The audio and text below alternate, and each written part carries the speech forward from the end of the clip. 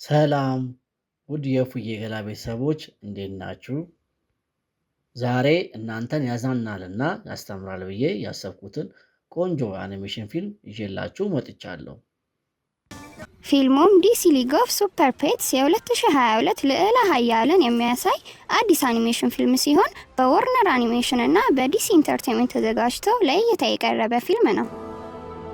ፊልሙም ልዕለ ኃይል ባላቸው የቤት እንስሳ ላይ የሚያተኩር ሲሆን የሌክስ ክሮፕ ስራ አስኪያጅ የምርምር እንስሳ የሆነችው ጊኒ ፒግ እንስሳ ሁሉንም የጀስቲስ ሊጎችን ለማጥፋት ስትሞክርና ሌሎች እንስሶች ደግሞ እሷን ለማስቆም ሲጥሩ ያሳየናል። የፊልሙን ፍሬ ነገር ችግሮችን ለብቻ ከመጋፈጥ ይልቅ ታማኝ የሆኑ ጓደኞችን በማፍራት ችግሮችን በጋራ መፍታት እንደሚቻልና ከተባበሩ ማንኛውንም ድል ማግኘት እንደሚቻል ያስተምረናል።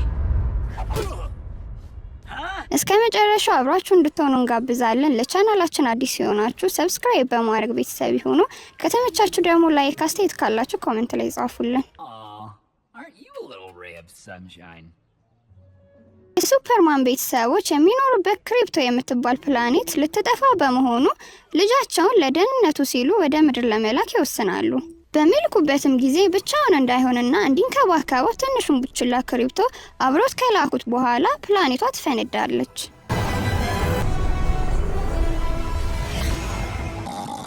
ከዓመታት በኋላ ሁለቱም ትላልቅና ዝነኛ ልዕለ ኃያላን በመሆን ከተማውን ከወንጀለኞች የሚጠብቁ ጀግኖች ሆነዋል። ክሪፕቶም እንደተለመደው ሱፐርማንን ከእንቅልፉ ካነቃ በኋላ በከተማው ላይ ለማምለጥ ሲሞክሩ የነበሩትን ወንጀለኞችን በመያዝ ለፖሊሶች ያስረክቧቸዋል።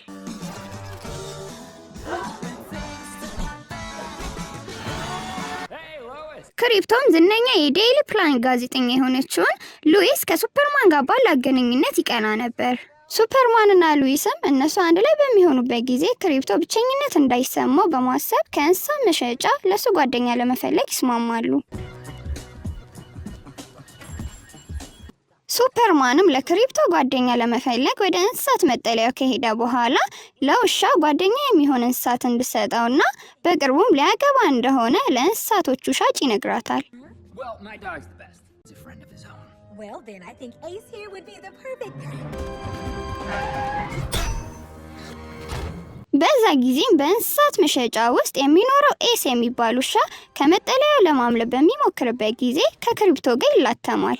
እሱም ከታሰረበት አምልጦ እንደሆነ ነግሮት ለመሄድ ሲሞክር ክሪፕቶን በማስቆም ተይዞ ወደ መጠለያው እንዲመለስ ያደርጋል። ወደ ቤትም ከተመለሱ በኋላ የሌክስ ክሮፕ ዋና ስራ አስፈጻሚ የሆነው ሎቶር ልዕለ ኃይልን የሚሰጥ ኦሬንጅ ክሪፕቶናይት በከተማው እንዳስገባ ይመለከታሉ።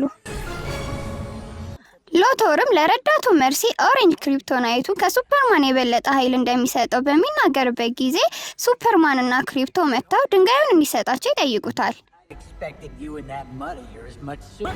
እሱም ድንጋዩን የያዘው ሜትሮይድ ቁልቁል ወደ ሰዎች ከወረወረባቸው በኋላ ክሪፕቶ ኃይሉን በመጠቀም ህዝቡን ከሞት ያድናል። እነሱም ድንጋዩን ወደ መጣበት ጠፈር ለመመለስ በሚሞክሩበት ጊዜ ሎቶር በሜትሮይቱ ከያዛቸው በኋላ በሱፐርማን ጓደኞች ወይም በሱፐርስ ሊግ ይድናሉ።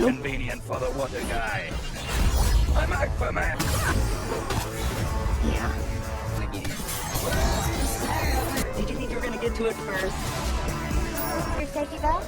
They are invisible. They're overrated.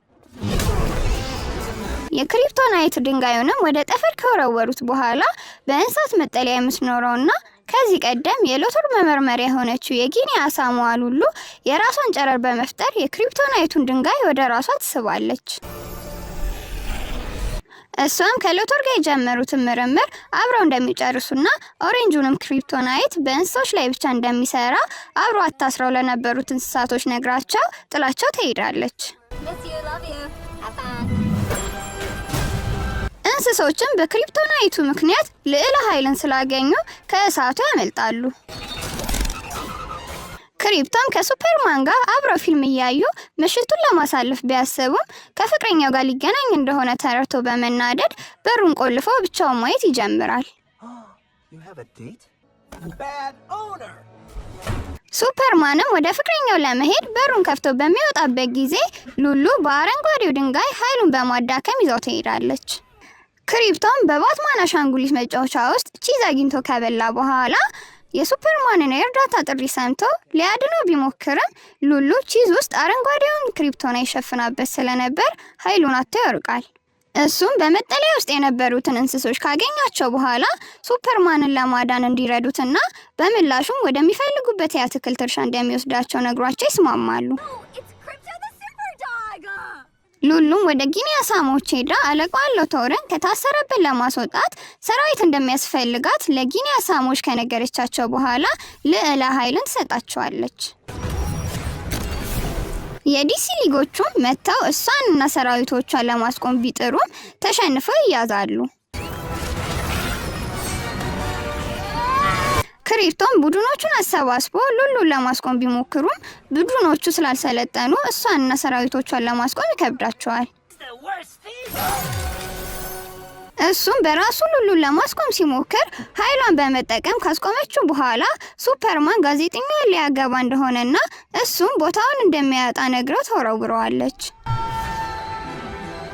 ክሪፕቶም ሱፐርማንን ማዳን ባለመቻሉ አዝኖ ወደ ዲሲ ሊግ መሰባሰቢያ ከገባ በኋላ ኤስ እሱን ለማጽናናት ተከትሎት ይሄዳል። እሱም በልጅነቱ አሳዳጊዎቹ ከልጃቸው ጋር እንዲጫወት ትተውት በነበረበት ጊዜ ህፃኗ ታዳጊ ሳታው ከደረጃ ላይ ልትወርቅ ስትል እጇን ይዞ እንዳዳነና ነክሶ የያዛት እጇ መጎዳቱን አይታ ቤተሰቦቿ እንዳጠቃት በመገመት ወደ መጠለያው እንዳመጡት ይነግረዋል።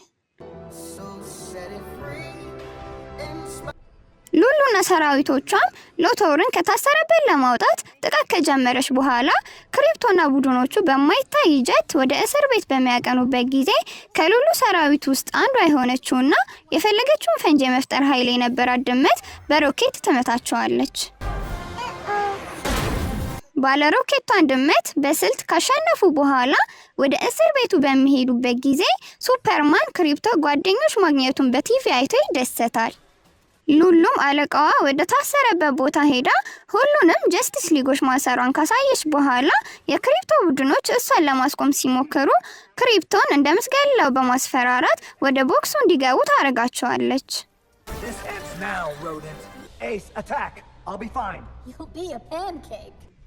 እሷም አለቃዋ ሎቶርን ከቦክሱ ካወጣች በኋላ አታሏት ወደ ቦክሱ አስገብቶ ረዳቱን መርሲን አውጥቶ ይሄዳል። ሉሉም አለቃዋ ባደረጋት ነገር አዝና ባለችበት ጊዜ ክሪፕቶ የነሱን ቡድን እንድትቀላቀልና ሱፐርማንን ለማዳን እንድትረዳቸው ሲጠይቃት አለቃዋና ሊጎቹን በማጥፋት እንደምትበቀል ተናግራ በሰራዊቶቿ ከቦክሱ ትወጣለች።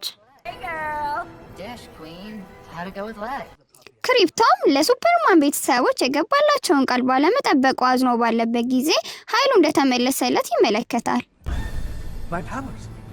እሱም ከቦክሱ አምልጦ ጓደኞቹን ካስወጣቸው በኋላ ለደህንነታቸው ሲል ብቻውን መሄድ እንዳለበት አሳውቋቸው ይሄዳል። እሱም የሉሉን ሰራዊቶች ከተፋለመ በኋላ ሉሉ አለቃዋን ለመበቀል ከሊጎቹ ጋር እንዲጠፋ ታስረዋለች። ሉሉም ሊጎቹ ያሉበትን ሮኬት ልትተኩ ስትል ክሪፕቶ ለማስቆም ከሷ ጋር ከተፋለመ በኋላ ኃይሏን በመጠቀም ሮኬቱ እንዲተኮስ ታደርጋለች።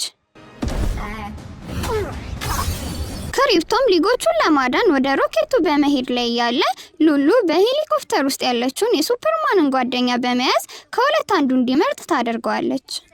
በዛ ጊዜም የሱ ቡድኖች ሲመጡለት እነሱ ሊጎቹ እንዲያድኗቸው ነግሯቸው እሱ ጋዜጠኛዋን ለማዳን ይሄዳል።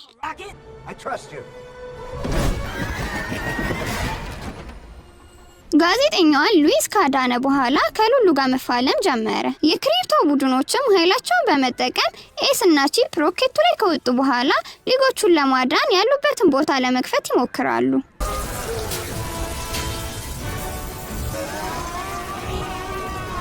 ክሪፕቶም ሮኬቱ እንደፈነዳ ባየ ጊዜ ሉሉ በፌሮ አስራ ሁሉም ነገር እንዳበቃና ከዚህ በኋላ ሱፐርማን የሚባል ነገር እንደሌለ በምትናገርበት ጊዜ ኤስ እና ቺፕ ሊጎቹን እንዳዳኑ ተመልክቶ ደስ ይለዋል። ክሪፕቶም ሉሉን በኃይል መጥቶ ህንጻ ውስጥ ከከተታት በኋላ የክሪፕቶናይት ድንጋዮቹን በመጠቀም ወደ ግዙፍነት ትለወጣለች። ሊጎቹና ሱፐር ፔትስ እንስሳቶቹ በጋራ እሷን ቢፋለሙም ስላልቻሏት ክሪፕቶ የሉሉን ኃይል ከውስጧ ለማስወጣት አስቦ የሶላር ፓወር ፐንች በመጠቀም ሊያስቆማት ወደ ጠፈር ይሄዳል።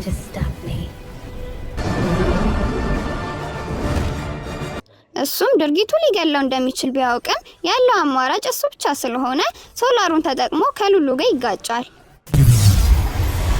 በዛ ጊዜ ደግሞ ከሉሉ የክሪፕቶናይት ድንጋዮቹ ሲወጡ ኤስ ደግሞ ክሪፕቶ እንዳይጎዳ ከጨረሩ ይከላከልለታል።